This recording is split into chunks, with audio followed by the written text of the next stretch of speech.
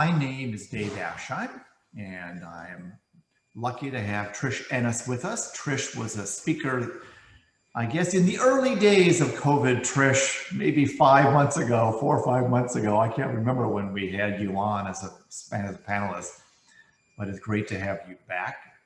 And a lot has changed in the last few months. What we're going to do today is maybe spend 30 minutes with you all.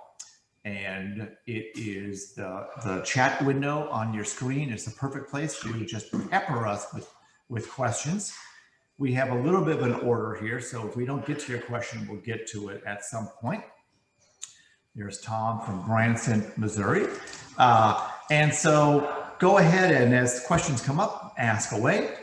Molly and Kim from our marketing group will be sending out this presentation to everybody that has signed up. So you can take notes if you like, but we'll also by tomorrow send you a package with this as well as some really great links.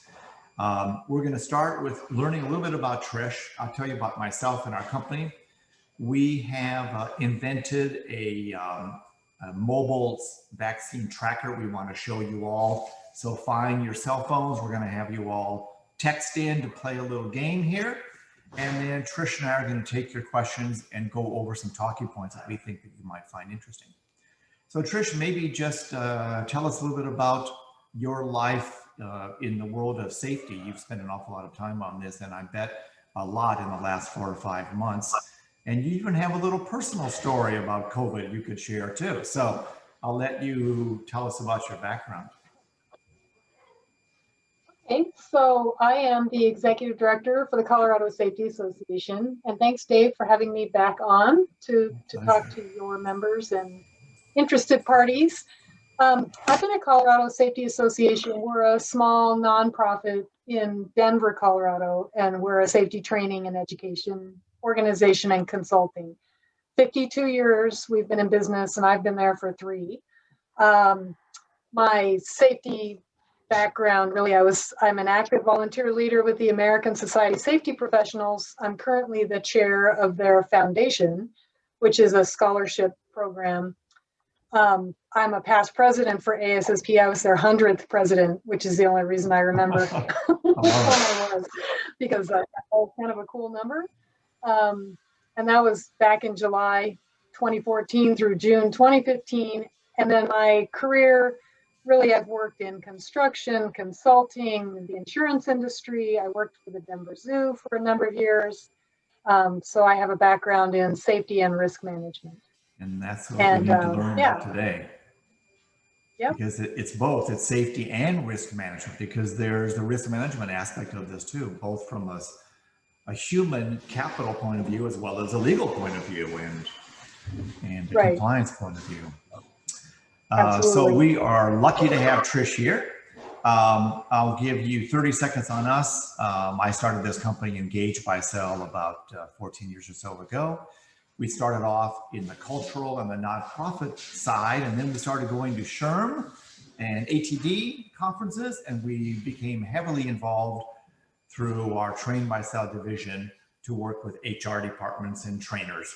So we have spent an awful lot of time building mobile related solutions that have to do with training and recruiting and onboarding and benefits.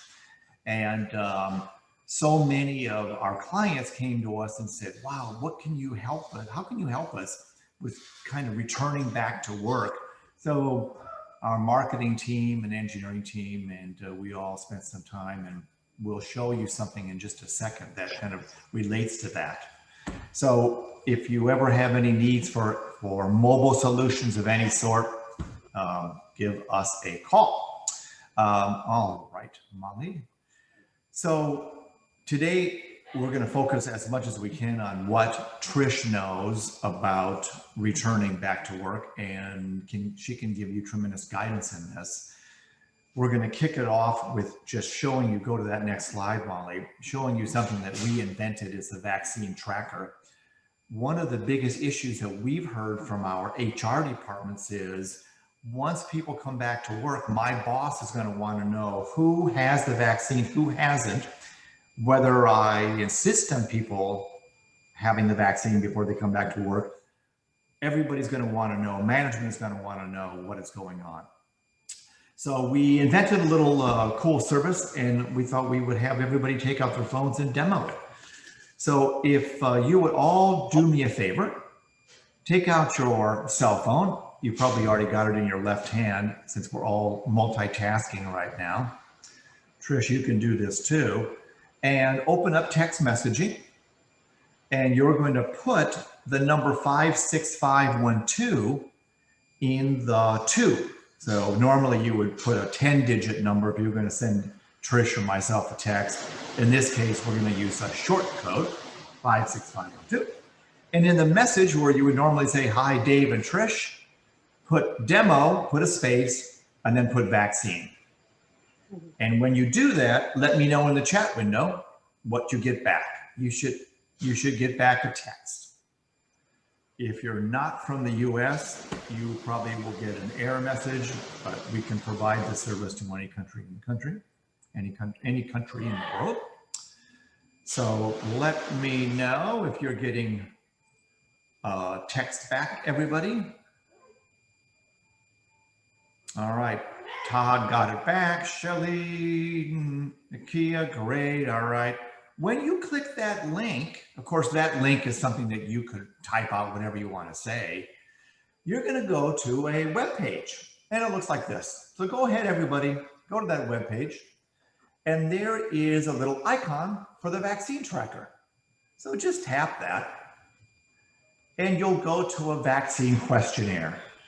Go ahead and fill this out. Take 30 seconds. You don't have to put your real name down. You can put anything you want. You don't have to put your full email.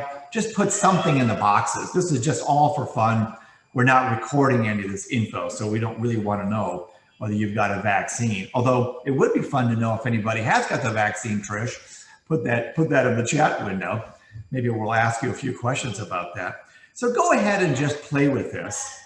Everything you see on this little demo is something that you can customize. But we released this a few weeks or so ago, and we've got just a ton of clients now that are saying, wow, this is going to really help me keep organized and keep in front of people that don't necessarily have a company email account. And the HR managers are saying to us, they do not want to manage all of this through a big Excel sheet. So wouldn't it be great that people could tell us when they're getting the vaccines and when they're going to get the second vaccine? Because if you're really monitoring this, and we saw that about 80% of you are going to strongly suggest people get this, I'm going to guess management is going to want to know how many have the first one, how many have the second one, how many have refused to do it, etc. Good question, Tanya, regarding HIPAA. You'd want to check with your HIPAA person.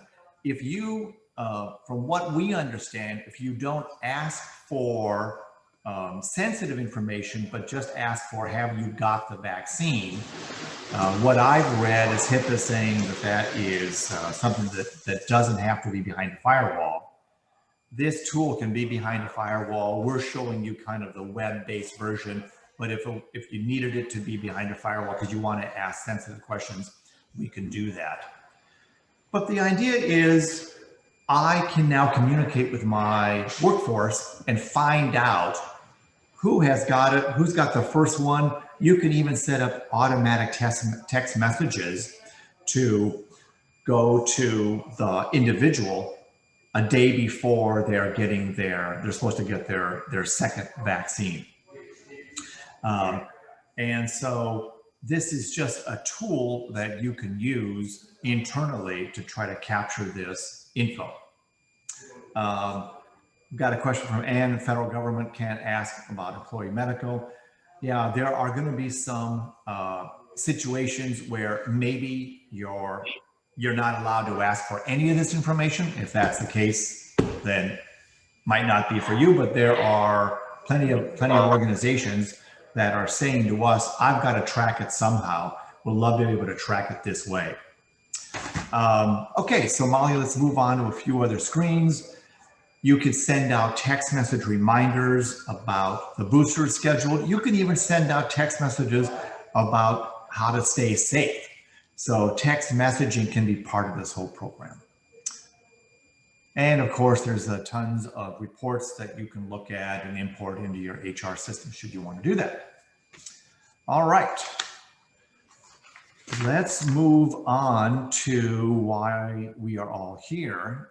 Trish, when you and I talked, I think 4 or 5 months ago, we didn't have a vaccine that we knew of on the way in. Now we've got 2, maybe 3.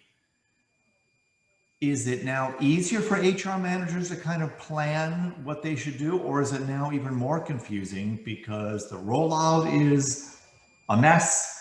And is it 1 vaccine? Is it 2 vaccines? What the legal implications? Where are we now compared to 5 months or so ago in your view? You know, that's an interesting question. I think it's it can be a challenging process, right? Because there are more than 1 vaccine, there's 2, but the vaccines have been issued under the emergency use authorization, or the EUA, so it's technically not approved by the FDA, which adds a little murkiness to the, can I require them to get a vaccine if it hasn't been approved yet? What people are doing largely are kind of mirroring their influenza vaccination policies that have been in place for a while. So the nice thing about this is that there is a little bit of background for organizations that have vaccination policies for influenza, and a lot of those are healthcare providers and people working with the elderly and things like that. So so that just adds a little level of uncertainty as to the whole requirement. I think the other thing that we are dealing with is people are fearful. There's a lot of information out there. You can kind of find any supporting information you want about the vaccine. Is it safe? Is it not? If it's emergency use, has it been properly vetted? Is it going to make me sick? So you've got the fear that people may have about getting the vaccine that might go above and beyond just the typical exceptions of religious and other kinds of exceptions to wanting to get a vaccine. Maybe they can't do it from a health status, and maybe they have a religious exception. There is guidance out there. There's a lot of information out there from the EEOC talking about ADA, the Society for HR Managers, the SHRM. They have a lot of information. The legal entities out there like Fisher Phillips, which we shared last time, and some of the others. There's all kinds of policies and guidelines out there that will help an organization that has an idea get on the right track for what they should do. I would say, in addition to the emergency use authorization and the status of requiring it, you have to consider your local jurisdiction. So there are there's federal guidelines, and then you may have local jurisdictional rules in your city or area that sit on top of that and may be more restricted than the federal guidelines. And there's also considerations for, we were talking about risk management, right? So if you require your employees to get a vaccine to return to work because of job relatedness, and they have an adverse reaction to that vaccine, you're potentially opening the door to that being a compensable under the workers' compensation system, which is appropriate, right? But you have to understand that, you know, that's just one of the other pieces and parts that need to be considered in the overall policy. There's a question for Angie about your statement about the FDA has not approved this. Can you review with us who has approved these vaccines so far? Okay, so just to clarify, I'm not a medical professional or an attorney, and I don't even play one on TV. So my understanding about the status of this is that FDA has given an emergency use authorization, which means that they have compiled evidence and clinical data that indicate it's meeting their rigorous scientific standards for study. This is off the website. And the manufacturing quality needed to support emergency use authorization. So they're saying that they know the benefits outweigh the risks, but it hasn't gone through the full rigorous period of time with testing and the standards to say, okay, now we're approving this forever for future use. So there's a special exception because it's a pandemic saying it's emergency use authorization. We are confident that it's safe, and if it's not 100% safe, we're confident that the benefits outweigh the risks. That's really the status. Great. And both vaccines are in that EUA status, as opposed to the 10 years it might take for a new drug to get full FDA approval. This has not gone through that whole process yet. Mm-hmm. Which just inserts that legal question about, case law still to be determined, right? Yeah, there will be plenty of that on both sides. Who's to fault? Mm-hmm. When we were prepping for this chat today, you mentioned that people might be lowering their guard a little bit. What's kind of the danger for lowering the guard, and what's your advice to all of the folks that are either managing workforces or involved heavily in their employees? Because I think you have some good advice. Right. Well, and that is a real thing. In fact, I was just listening to the woman who put out the Science of Wellbeing class at Yale University, which is the science of happiness and well-being. It's I think it's Yale's most popular online class ever, which is interesting. She was talking about this on a podcast I listened to yesterday that said pandemic fatigue or COVID fatigue is a real thing. And you have been at high alert for so long that it's just a natural thing to start wanting to relax your guard a little bit and to just not always wear your mask or want to meet with friends or go to a restaurant. And, that is a challenging thing, and it's a human thing. And the longer we go without an adverse effect personally, the easier it might be to forget or to lower our guard to some extent. One of the best things that we can do is to remind people of the consequences of lowering our guard and potentially infecting someone who's in a vulnerable population. And that might be a coworker. It might be a coworker who has someone they're taking care of at home, maybe someone who's compromised, medically more susceptible, or an elderly person. And so just trying to kind of remind people about, it's not just about your fatigue, it's about the consequences of your relaxing. I'm not even going to say error in judgment, but relaxing. So that's part of it. The other thing we're seeing, just to expand a little bit, and this was my personal experience, is testing. There's a lot of testing out there, and it's easy to rely on the testing because we get a negative test and we feel that we don't have COVID. Right. It reminds me of a doctor telling me once that the only thing a stress test tells you when you're on the treadmill in the doctor's office is that you're not having a heart attack at the moment they're doing the stress test, which I thought was kind of amusing and a little scary. The test is designed to see if you have enough virus on board in your nose or in your sinus cavities, or however the test you're taking measures it, to potentially be infecting others. There's still that latency period between when you're exposed and when you have enough virus for a test to detect it.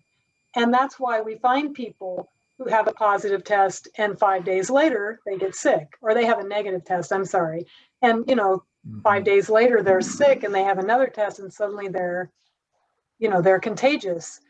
So the thing with the test is that it's giving you a snapshot, and you can't just say, oh, well, I'm negative, so I'm going to go to the grocery store without a mask, or I'm going to get together with my family and have a Christmas holiday. And we saw a lot of that.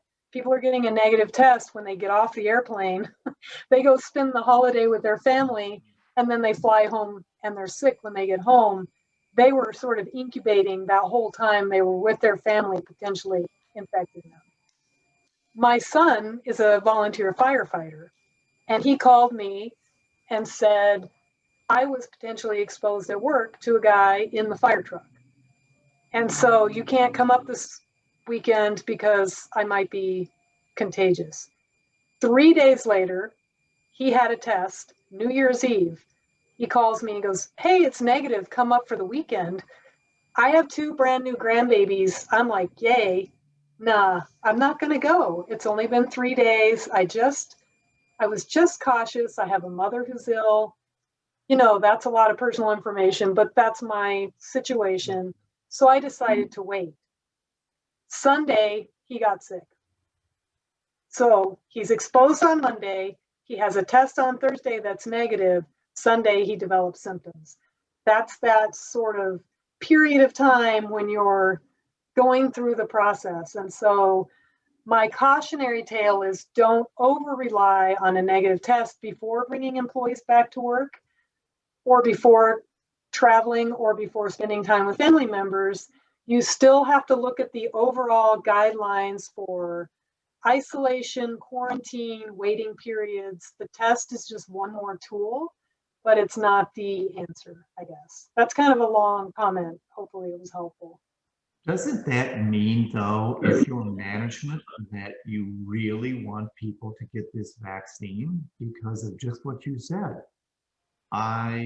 Unless you have the vaccine, even though I got tested today and I got tested tomorrow and the next day, does not mean that by Tuesday, I have had the COVID virus in me and it's now finally, like you said, circulating in my body in large enough quantities that it's popping out. So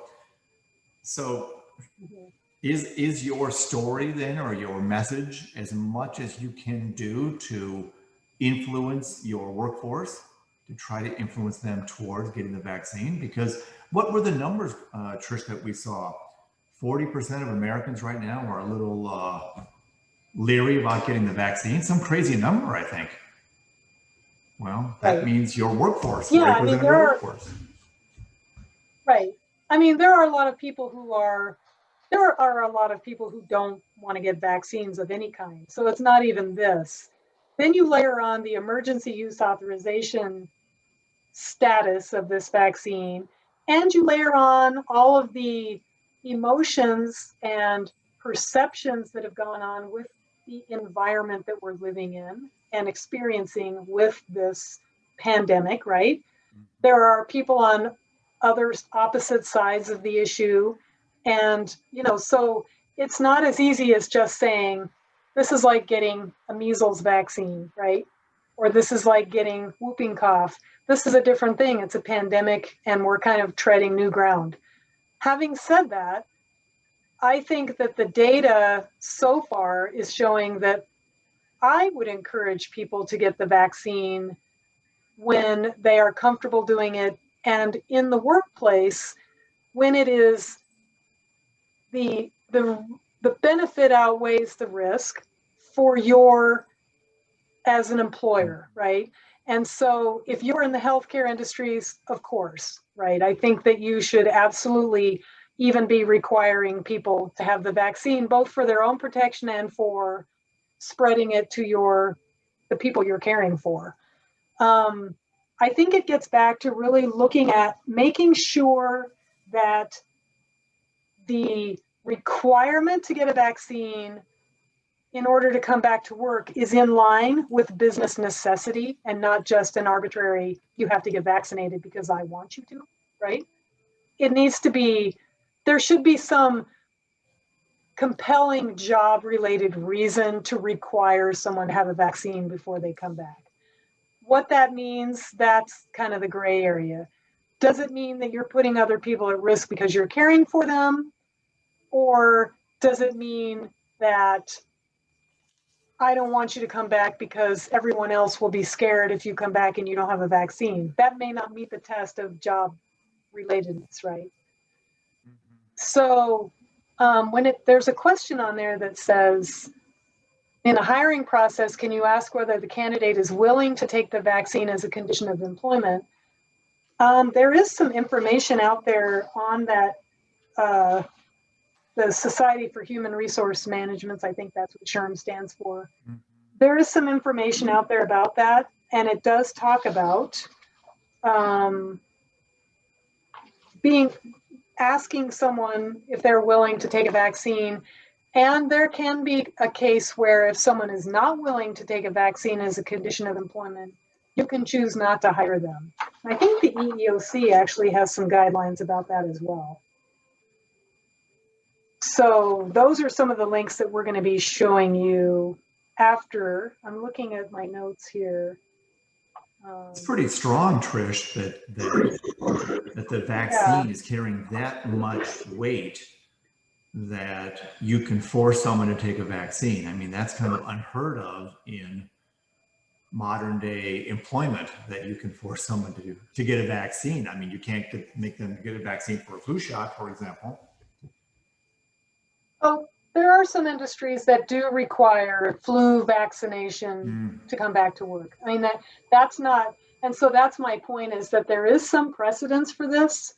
And a lot of the guidelines that are being rolled out now, even by the EEOC and some of the other organizations, are looking at that. When we had the bird flu pandemic, we kind of went through this and set the stage, right? The difference is the flu vaccine's been around forever. This is emergency use authorization, brand new vaccine rolled out in record pace. And a lot of people don't trust the speed and the lack of formal FDA approval. I think that kind of adds to the uncertainty to some extent. Yeah. Do you think it's the responsibility of the folks that are on the call today to continue the education with their employees about just what you talked about, that just because you're negative doesn't mean that you're really negative, and keep on wearing a mask? Should that burden be on the folks that are on this call to keep relaying that information out to their employees? Or is that not their job? I think that responsibility lies with all of us, because this is not just a workplace issue. You know, this is a social crisis as well. So while that sounds kind of touchy-feely, I would say if you're in a human resources role or a leadership role, you're managing people, then absolutely continuing to provide good information to your employees about the status of what's happening, and be willing to answer their questions or direct them to a healthcare professional. You know, one of the resources was saying, how do I ensure that my employees got a vaccine? Are they going to be giving me information that is HIPAA protected?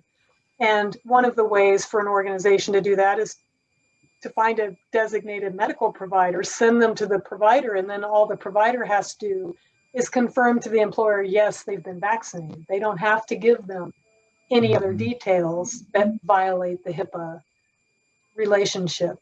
But I think, to answer your question, Dave, yeah, I think the more information you can give people, and the more credible, as much as you can, unbiased information that's more mainstream, because people are consuming information from all different perspectives, and they're going to be coming in with, you know, a conspiracy theory. They might come in with a religious exception. They might be looking at the government's website. I think as much as we can stick with CDC and employment related information from employer to employee, the better we're going to be. And educate, don't try to indoctrinate, right? or you're not necessarily pushing it, you're just trying to give them information. So many of my friends are not even really checking the various websites where you can log in and be on a list. Should that once again fall to the HR folks to have a campaign, a 6-month campaign, to not only encourage, but provide the links and resources? Because sometimes it's a county by county basis. It's just not very clear. But maybe the HR folks could really do a big service for their workforce to lay out through emails and company announcements and even text messages how to sign up and when to go. And if you're 58, you should do this. But if you're 60 and you have diabetes, you should go here. I think a lot of people are just sitting back thinking the phone's going to ring one day and the CVS is going to be on the phone waiting for you to come in and get your vaccination. But that's just not the way it's going to be for the next 3 months. Right. Yeah, I mean, it's a challenging time for sure. The rollout, because it's been delivered to the states and then it stops there, and the states are sort of fumbling around trying to figure out how to deliver this the best, and it changes from state to state, and the rules, they seem to change every day. I mean, I'm in Colorado, and it was you'll be on the list if you're 70 and over, you get priority if you're healthcare. Then they're saying we're going to give it to everyone, and now they're saying there's vaccine not being used because the groups that are being prioritized aren't coming in to get it. So, I mean, it's kind of a moving target. I would say as much information as you can give that gives people enough to know what they might want to do is a good place. But if you're an HR professional and you've got offices in 20 states, just the process of following all the rules is, you can't send out, a different email to someone in Illinois than you're going to send in Colorado versus Texas versus New York versus Washington State. I mean, you'd spend all your time just doing that. So but they certainly can make it seem important to the company and for the well-being of the employee to start doing that research on your own, so it doesn't come at us now April, May, June, and I haven't even thought about it, and I could have been vaccinated 2 or 3 months earlier. Right. I mean, I think in that case, as you learn things like that you can share with your workforce, that's good. And then there's that fine line between what are you telling your employees as a benefit to them and what are you requiring them to do as a condition of employment? Those two things may not be the same. You can convey information to them as a public service campaign or an employer benefit to say, hey, all of you at home or all of you working remotely or even all of you in the office, did you know, even though we don't require the vaccine, it's now available in our jurisdiction? Here's how we can help facilitate your access to it. We're going to give you time off. We're going to pay you while you go get it. I don't know, whatever the decision is, you don't have to take vacation time. There are things that employers can do to make it easier, even if they're not mandating it, and sharing that information can be a positive thing. Well, and this might be the most important thing that happens from an HR point of view to a workforce in the last 20 years, get vaccinated. And so all the articles I'm reading on SHRM and ATD are basically promoting the idea, be aggressive HR professionals and company management in getting information in people's hands. Maybe you don't want to force them to be vaccinated, but at least tell them the various centers, tell them the websites. Here's the risk, here's the pros, here's the cons. We strongly think you should be if that's your policy, and just keep the info going, because I think an awful lot of companies are just sitting back going, well, I don't really know where this is going and I'm a little nervous about taking a stance on this. But I think companies we can't take a stand. We have to take a stance on this, because otherwise 40% of Americans will not get vaccinated. Yeah, I mean, that's possibly true. And I think that tools like Engage by Cell, where you may have a population of employees who are not connected to an email account, or they're not in their office during the day and maybe they check their email incidentally.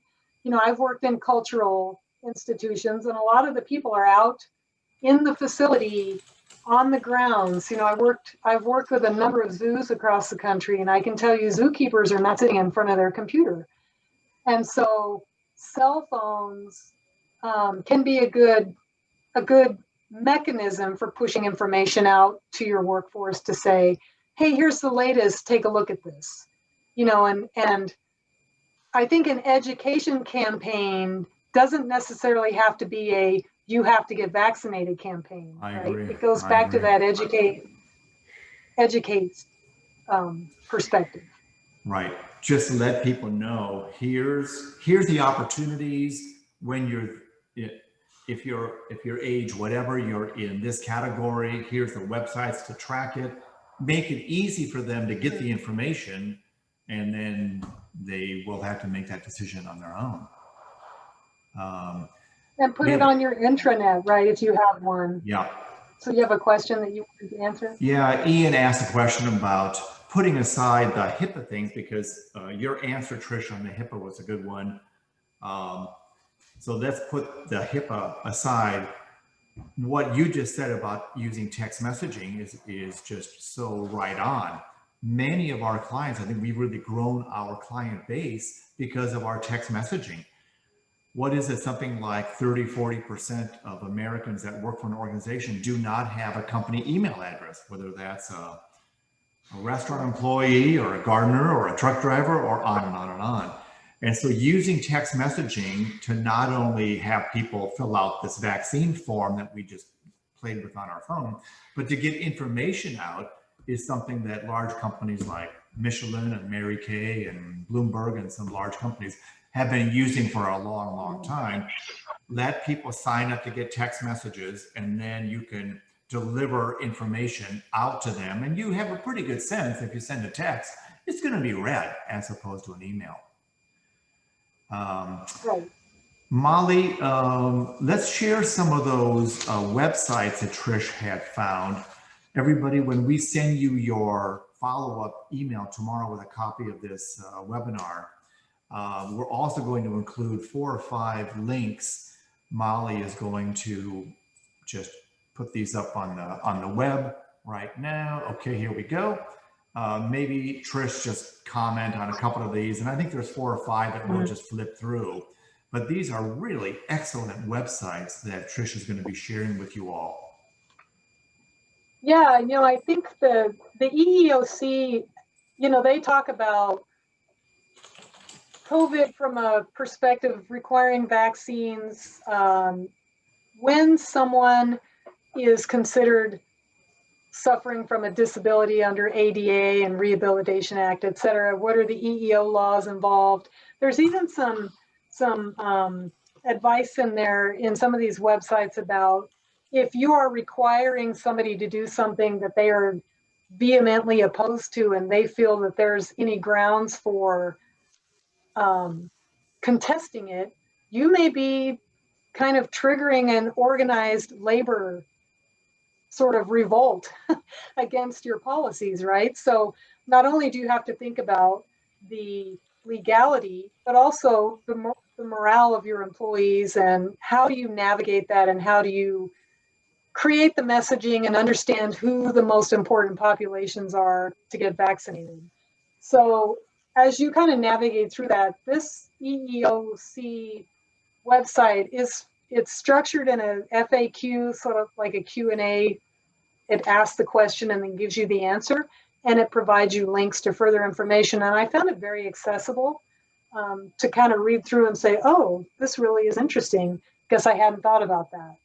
So if you look at it, you'll see the links, and it goes through the whole sort of hierarchy of when do I require it? Can I make it a condition of employment? Is it HIPAA related? What employees don't have to get a vaccine and when. So this is actually a really valuable website, I think, to take a look at. Great, Molly, flip through a couple more. Here's a really good one too from Paycor. They've got some templates here which are fantastic that you can use, everybody, to develop your own policy based on what they've done. It's excellent. And they have a fillable PDF, right? That will. Great. So they give you the document, and then there's a fillable PDF that you can use as a template, which makes it pretty easy to use. I would say anything you do like that, have someone look at it to make sure that you're not putting a policy in place that won't work in your local jurisdiction or for your industry. But SHRM, as many of you know, if you're members of SHRM, let us know in the chat window if you're a SHRM member. Fantastic organization, Society of Human Resource Managers. This link that we're going to share with you may require, I don't think it requires you to pay, right, Trish, if you just want to read it, but we'll send you the link and you can click and see. Yeah. It's just an excellent article. I think you can read up to three so articles without paying, and then they work you out. Yeah. Great. Any more, Molly, that we want to share? Oh yeah, this is a good one too. Fisher Phillips is really excellent on their vaccination policy. So we will include all of these in the email. Any more questions for Trish before we wrap this up? We've been on here 40 minutes or so. If so, put them in the chat window. Anybody that wants the slides and the links, we're going to send that off to you automatically. If there are some people in your organization that didn't participate, go ahead and put their email if you want and send it to the panelists, and Molly and Kim will send off a copy of that. So all the links will be going to all the attendees. If any of you folks want a little demo on the vaccine tracker and what you can do with it and how to get around any issues internally, let us know and we'll be glad to help you look at that as well. Any more questions? Thank you, Dee and Angie and Ian and Trevor and everybody. We'll stick around here for a few more minutes if anybody has more questions. But Trish, thank you so much for sharing your insight. I know it's a stressful time with your son getting COVID and you trying to advise everybody in Colorado on what to do correctly. So it's not easy being in your position. Yeah. So we will hang out here, but thank you everybody for participating. I think there's another question about how would the employer get the information. Well, the information can rest in a cloud system that we set up for you, or it can go over behind your firewall and you collect it in an HR database that you manage. So it's not an app that sits on somebody's phone. They would either receive a link via email or they would text in and fill out a little form, and all that info can be stored on the Engage MyCell cloud, which you can download, or it can be stored behind your firewall. So we can go either way on that based on how complex you want to make it. So thank you for that for your question. And I think that wraps it up. So thanks, Trish, for providing your insight again. And we'll keep our fingers crossed that the vaccines work and that we all get them, and that this all is just a really bad memory. That would be wonderful. I'm looking forward to traveling again. Exactly. All right, everybody. Well, thank you very much. I appreciate the opportunity. No, thank you for sharing. Thanks, everybody. And thank you. Have a great day. Bye. Thanks. Bye. Bye.